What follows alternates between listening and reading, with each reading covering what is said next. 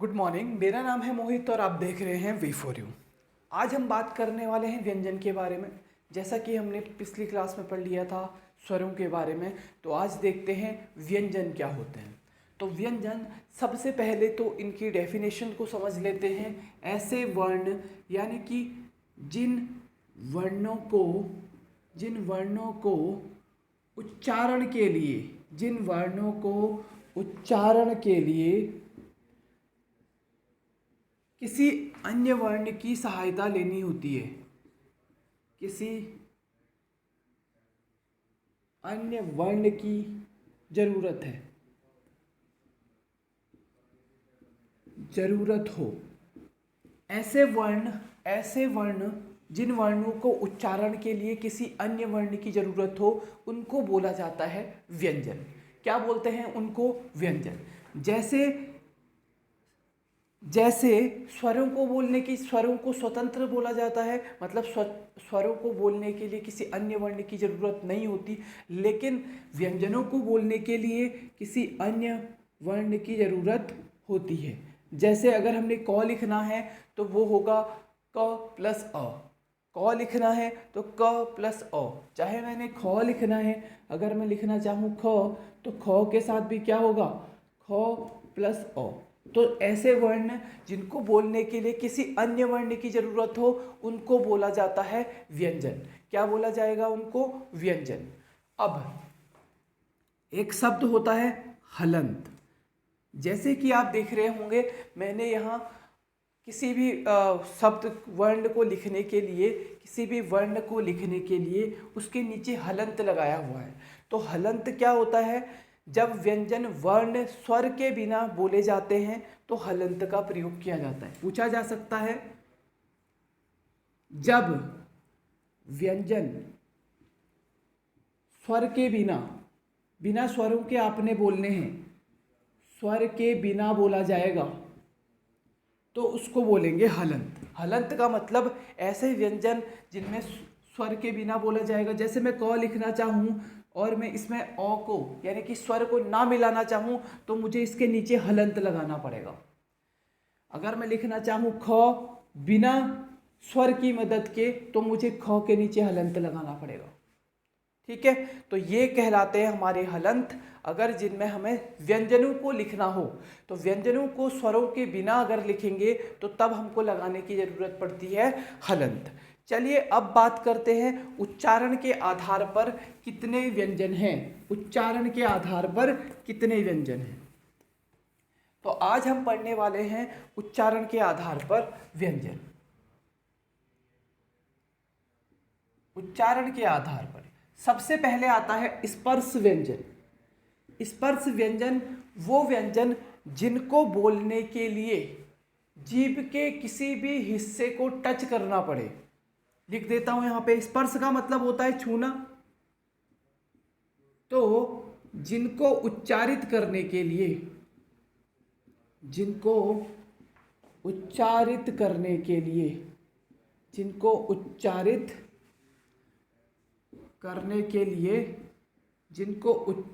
करने के लिए मुख के किसी भी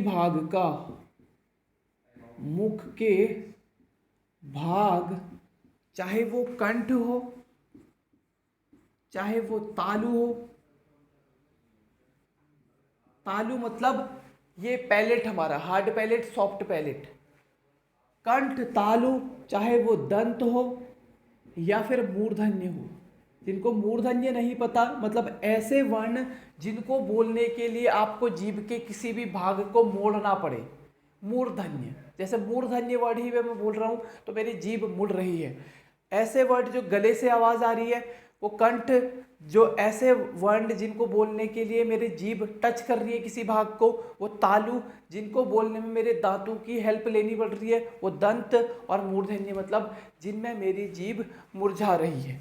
तो जिनको बोलने के लिए कंठ, तालु, दंत और होठों का उपयोग करना पड़े, जिनको बोलने के लिए मुख के किसी भी भाग, कंठ, तालु, दंत, मूर्धन्य या होठों का यूज करना पड़े, उनको बोलते हैं स्पर्श व्यंजन। क्या बोला जाता है इनको? स्पर्श व्यंजन। और स्पर्श व्यंजनों की जो कुल संख्या होती है वो होती है 25। उच्चारण के आधार पे पहला पढ़ रहे हैं हम स्पर्श व्यंजन। 25 टोटल संख्या होती है इनकी, कहाँ से कहाँ तक? क वर्ग, ख वर्ग, ग वर्ग, घ वर्ग, सॉरी क वर्ग, च वर्ग, ट वर्ग, त वर्ग और प वर्ग। क ख ग घ ङ च छ ज झ य ट ठ ड ढ ण त थ द ध न प फ ब भ म। तो ये कौन कौन से स्पर्श व्यंजन है? सारे के सारे। स्पर्श मतलब इनमें कोई ना कोई आपके जीव के किसी भाग को टच कर रहा है। अब पूछा जा सकता है कि इनमें से कौन सा कंठ है, कौन सा तालु है, कौन सा दंत है। बहुत कठिन होगा, सब सिंपल कर देते हैं। अब मुझे ये बताइए कौन से ऐसे व्यंजन होंगे जिनको केवल कंठ से बोला जाएगा? तो सबसे पहला क वर्ग है। कंठ से क याद रख सकते हैं, देखिए बोल के देखिए, क ख ग घ अंग सारे गले से बोल सकते हैं। सबके सब क वर्ग को हम केवल कंठ से बोल सकते हैं, तो बोल के देख सकते हैं। तो क वर्ग को बोला जा सकता है कंठ से, इसीलिए इनको कंठ वर्ण बोला जाता है। अब बात करते हैं च वर्ग की। च में आपकी जीभ टच कर रही है आपके तालु को, तो आपको याद होना चाहिए च छ ज झ य। देखिए बोल के देखिए एक बार, च छ ज झ य। मतलब इसमें जीभ आपकी टच कर रही है ऊपर हार्ड पैलेट और सॉफ्ट पैलेट को, तो इसीलिए ये च वर्ग किस में आ जाएगा? तालु में आ जाएगा, च से लेके य तक। बात करते हैं ट ठ ड ढ ण। तो आपकी जीभ मुड़ रही होगी इसमें, एक बार बोल के देखिए, ट ठ ड ढ ण, सब में मुड़ रही है ना, तो इसको बोल दो मूर्धन्य। अगर पूछा जाए व्यंजन में मूर्धन्य तो आपको बता देना है मूर्धन्य है ट ठ ड ढ ण। बात करें त वर्ग की, त थ द ध ण, इसमें सब में आपके जीभ आएगी। क्या आएगी? त थ द ध न। सब में आपके दांत लग रहे हैं। क्या लग रहे हैं? दंत लग रहे हैं जीभ के साथ में, तो इसीलिए इसको बोला जाता है दंत। बात करते हैं प फ ब भ म। तो आपके होंठों से ये आवाज आ रही है, तो सिंपल है, होंठों से बोल के देखिए, प फ ब भ म। तो प वर्ग किस में आएगा? प वर्ग आएगा आपका ओष्ठ में। तो हमने स्पर्श व्यंजनों में यही तो बोला था, ऐसे वर्ण जिनको बोलने के लिए कंठ का, तालु का, दंत का, ओष्ठ का, मूर्धन्य का यूज करना पड़े, उसको हम क्या बोलेंगे? स्पर्श व्यंजन। क ख ग घ ङ च छ ज झ य ट ठ ड ढ ण त थ द ध न प फ ब म म। तो टोटल कितने हो गए? 25। क के अंदर 5 5 5 5 5। तो ये वर्ग हैं। क्या है ये? वर्ग हैं। सबके सब क वर्ग, च वर्ग, प वर्ग, त वर्ग, सारे के सारे हमारे क्या हैं? ये वर्ग कहलाते हैं। तो स्पर्श व्यंजन जिनको उच्चारित करने के लिए मुंह के किसी भाग का यूज करना पड़े वो क्या कहलाएगा? स्पर्श व्यंजन। तो उच्चारण के आधार पे पहला पढ़ा हमने अभी तक, क्या पढ़ा हमने? स्पर्श व्यंजन। अब दूसरे की बात करते हैं। दूसरे तरीके का है, उसको बोला जाता है अंतस्थ। अंतस्थ व्यंजन का मतलब होता है क्या? अंतस्थ व्यंजन का मतलब होता है जिसमें किसी भी भाग को टच ना करना पड़े। अंतस्थ का मतलब किसी भी भाग को टच ना करना पड़े। इसमें तो ये था कि जीभ के किसी भी भाग को टच करे, किसी भी भाग को ना टच करना पड़े। बिल्कुल इसका उल्टा, अगर किसी भी भाग को टच नहीं करना है तो कौन से वर्ग होंगे भैया? अब मुझे य र ल व बोल के दिखा दो आप। तो किसी को भी टच नहीं करते, ना गले से आवाज आ रही है, केवल कंठ से ही आवाज भी नहीं आ रही। तो ऐसे वर्ण जिसमें मुंह के किसी भी भाग को यूज नहीं करते उसको बोलते हैं अंतस्थ व्यंजन। क्या बोला जाता है? अंतस्थ व्यंजन। य र ल व, इसमें किसी भी भाग पे कोई जोर नहीं पड़ रहा है, बिना टच किए भी ये वर्ड बोले जा सकते हैं, तो इसीलिए इनको बोल रहे हैं अंतस्थ व्यंजन। तीसरा हम लिख सकते हैं, दो तो ये हो गए, और अंतस्थ व्यंजन कितने हो गए? 4 हो गए। इतनी बात आप लिख लें। फटाफट लिखते हैं ऊष्म। ऊष्म का मतलब आप समझ रहे होंगे, ऐसे वर्ण ऐसे व्यंजन, ऐसे व्यंजन जिनको बोलने के लिए आपके मुंह से हवा आए और वो रगड़ खा के हवा बाहर आए, ऊष्मा पैदा हो। जिनको बोलने के लिए, जिनको उच्चारित करने के लिए, ऐसे वर्ण जिनको उच्चारित करने के लिए हवा को रगड़ खाकर ऊष्मा बनानी पड़े। ऊष्मा बनानी पड़े का मतलब क्या है? मतलब ऐसे व्यंजन जिनको बोलने के लिए आपकी मुंह से या फेफड़ों से जो भी हवा आ रही है ना, उसको रगड़ खाना पड़े। देखिए, जैसे बोलिए स, जैसे दूसरा स, तीसरा स और ह। ये चार वर्ण कहलाते हैं ऊष्म व्यंजन। क्या कहलाते हैं? ऊष्म व्यंजन। स, स और ह। इसमें देखिए, जो हवा आ रही है वो रगड़ खा के बाहर आ रही है। मतलब जब रगड़ खा के बाहर आती है तो उनको क्या कहलाते हैं? वो ऊष्म व्यंजन कहलाते हैं। और ऊष्म व्यंजन भी चार होते हैं। चलिए एक बार इन सभी को हम क्या करते हैं, रिवाइज करते हैं फटाफट से। मैंने क्या बोला? हम आज पढ़ रहे हैं व्यंजन, और ऐसे व्यंजन का मतलब होता है ऐसे वर्ण जिनको बोलने के लिए किसकी जरूरत ना पड़े, किसी भी स्वर की जरूरत ना पड़े, तो उसको तो हम व्यंजन बोलेंगे। क्या बोलेंगे? उनको व्यंजन बोलेंगे। जैसे क लिखना है, उल्टा बोल दिया हमने। अगर व्यंजनों की बात करें तो उनको बोलने के लिए हमेशा स्वरों की जरूरत पड़ेगी, उनको बोलते हैं व्यंजन। जैसे क लिखना चाहें तो क को पूरा कैसे लिखेंगे? क प्लस अ, क प्लस ओ। मतलब किसी भी व्यंजन को लिखने के लिए हलंत की जरूरत पड़ती है। दूसरी बात ये पढ़ी थी। तीसरी बात हमने पढ़ी कि व्यंजनों को उच्चारण के आधार पे तीन भागों में बांटा गया है। उच्चारण के आधार पे तीन भागों में बांटा गया है। पहला बोला था स्पर्श व्यंजन। स्पर्श का मतलब जीभ को टच कर रही है, स्पर्श का मतलब जीभ को टच कर रही है। और दूसरा हमने बोला था अंतस्थ। अंतस्थ का मतलब तो किसी को भी टच नहीं कर रही है। और तीसरा हमने बोला ऊष्म व्यंजन, जिसमें रगड़ खा के बाहर आ रही है। स्पर्श व्यंजन क से लेके मौ तक 25 थे। अंतस्थ व्यंजन कौन से थे? ऐसे व्यंजन जिनको बोलने के लिए जरूरत ना पड़े, तो ऐसे व्यंजन य, र, ल और व थे, मतलब 4। ऊष्म व्यंजन 100 और थे 4। तो अगर आपको पूछा जाए कि उच्चारण के आधार पे कितने व्यंजन हैं, तो आप बोलोगे कितने? कितने बोलोगे? 33।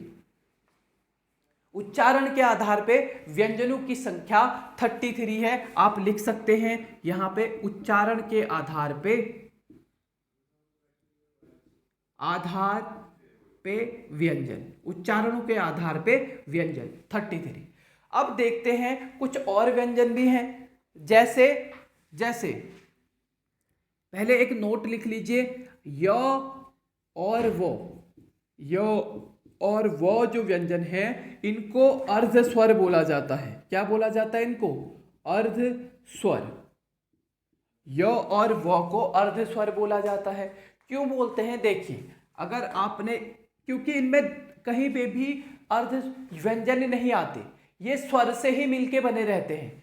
ऐसे व्यंजन जो केवल स्वर से मिलके बने हो उनको बोला जाता है अर्ध स्वर। जैसे मुझे अगर य बनाना हो तो मैं लिखूंगा ई प्लस ओ। यहाँ पे कहीं पे भी व्यंजन नहीं है, लेकिन स्वरों से ही हम क्या बना सकते हैं? य। अगर मुझे व लिखना हो तो मैं क्या लिखूंगा? ऊ प्लस अ। ये क्या हो जाएगा? वो। बोल के देखिए, ई अ मतलब य, ऊ अ मतलब ऊ। वो की साउंड आ रही है ना, तो इसका मतलब ये है कि केवल स्वरों से मिलके जो बन रहा है, और वो बन तो व्यंजन रहा है लेकिन उसमें कोई भी व्यंजन नहीं है। जैसे सपोज हमने स्पर्श स्वर में पढ़ा था, क को लिखने के लिए हमें किसी व्यंजन की जरूरत पड़ेगी स्वर के साथ, लेकिन यहां तो केवल स्वर ही व्यंजन बना रहे हैं। तो इसीलिए ये दो शब्द ऐसे होते हैं जिनको अर्ध स्वर बोला जाता है, य और व को। चलिए, ये तो हमने एक नोट वाली बात करी। अगली बात करते हैं और कौन कौन से व्यंजन होते हैं। अर्ध स्वर तो एक अलग टर्म है, अलग नोट है, उसको लिख लीजिएगा। अगली बात करते हैं एक उच्चारण के आधार के बाद अब हम पढ़ रहे हैं संयुक्त व्यंजन। संयुक्त व्यंजन का मतलब क्या है? संयुक्त का व्यंजन का मतलब है ऐसे व्यंजन जिनको बोलने के लिए, ऐसे व्यंजन जिनको बोलने के लिए दो या दो से ज्यादा व्यंजनों की सहायता लेनी पड़े। सर ऐसे कैसे होगा? तो संयुक्त व्यंजन क्या होंगे देखिए, अगर मैं बात करूं क एक व्यंजन, अगर मैं बात करूं क्या क श और अ, देखिए इसमें क्या है, दो व्यंजन दिख रहे हैं आपको, तो मैंने बोला दो व्यंजन हो सकते हैं या दो से ज्यादा व्यंजन हो सकते हैं, उनको संयुक्त व्यंजन बोलेंगे। तो क्या बनेगा? क श और अ, तो ये बन जाएगा हमारा श। क्या बन जाएगा? श से क्षत्रिय वाला। अगर मैं बात करूं, हमने लिखना है एक व्यंजन तो हो गया, फिर र हो गया, दो व्यंजन इसके साथ एक स्वर, तो इसको बोल सकते हैं हम त्र, मतलब दो व्यंजन यूज हो रहे हैं यहाँ पे, त्र। अगर मैं लिखूं ज प्लस य प्लस अ, तो देखिए यहां पे भी दो व्यंजन है और एक स्वर है, मतलब दो या दो से ज्यादा व्यंजन अगर मिलते हैं तो वो क्या बनाते हैं, इसको बोलेंगे हम ज य अ, तो ये हो गया ज्ञ। क्या हो गया? ये ज्ञ। अब बात करें एक और संयुक्त व्यंजन होता है, मतलब स प्लस र, इसमें भी दो व्यंजन है, प्लस अ, एक स्वर है और ये कहलाएगा स्र। तो ऐसे व्यंजन जो दो या दो से ज्यादा केवल व्यंजनों से के साथ बने हों, दो तो कम से कम इसमें व्यंजन होने चाहिए। अभी तक अगर आप क लिखोगे तो केवल इसमें कितना होगा? एक व्यंजन होगा और एक स्वर होगा। लेकिन अगर दो व्यंजन हो या दो से ज्यादा व्यंजन हो तो उसको बोलेंगे हम संयुक्त व्यंजन। और संयुक्त व्यंजन कितने होते हैं? चार होते हैं। कौन कौन से? अक्ष, त्र, ज्ञ और स्र, ये होते हैं संयुक्त व्यंजन। उच्चारण के आधार पे 33 होते हैं, इसको हमेशा के लिए याद रखें। अब इसमें चार और हमने संयुक्त जोड़ दिए, कितने हो गए? संयुक्त व्यंजन जोड़ दिए तो ये हो गए हमारे कितने? 33 और 4 37। चलिए कुछ और लिखते हैं। उच्चारण के आधार पे तो 33 थे, उसके बाद हमने संयुक्त पढ़ लिया। अब एक और वर्णन होते हैं, मैं लिख सकता हूं इसको नेक्स्ट, क्या? उत्क्षिप्त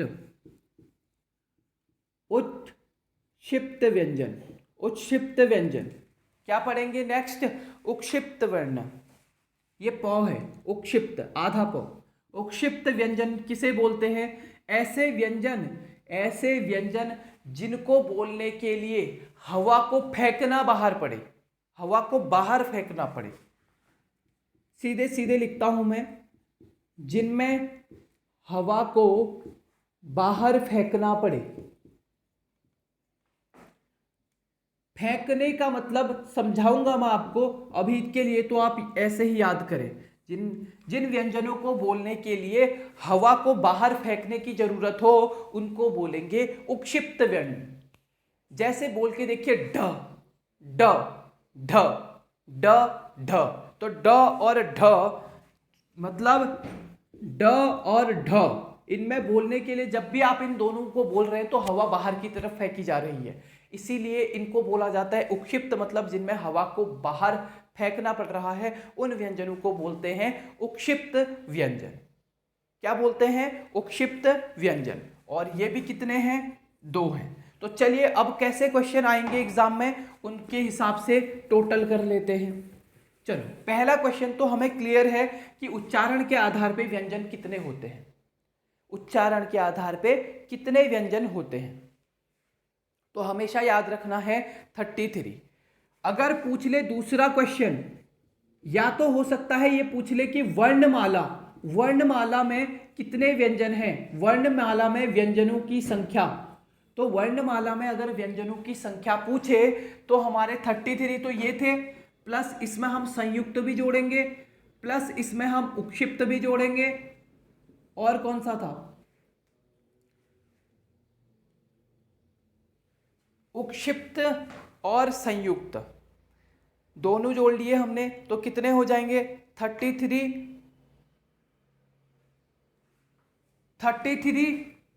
4 और 2, 33 और 4 संयुक्त व्यंजन 4 थे, 37 और 2 39। तो अगर आपसे पूछ ले उच्चारण के आधार पे कितने व्यंजन हैं तो 33। अगर पूछ ले वर्णमाला में व्यंजनों की संख्या कितनी है तो वर्णमाला पूछे या फिर पूछे कुल व्यंजन, दोनों का मतलब एक है। एग्जाम में वर्णमाला या कुल दोनों के नाम से आ सकता है। तो हमको पता है 33 तो हमारे उच्चारण के आधार पे हैं, 4 हमारे संयुक्त व्यंजन हैं, 2 हमारे उपक्षिप्त वर्ण, तो सबको मिला के कितना हो जाएगा 39 व्यंजन कुल हो जाएंगे।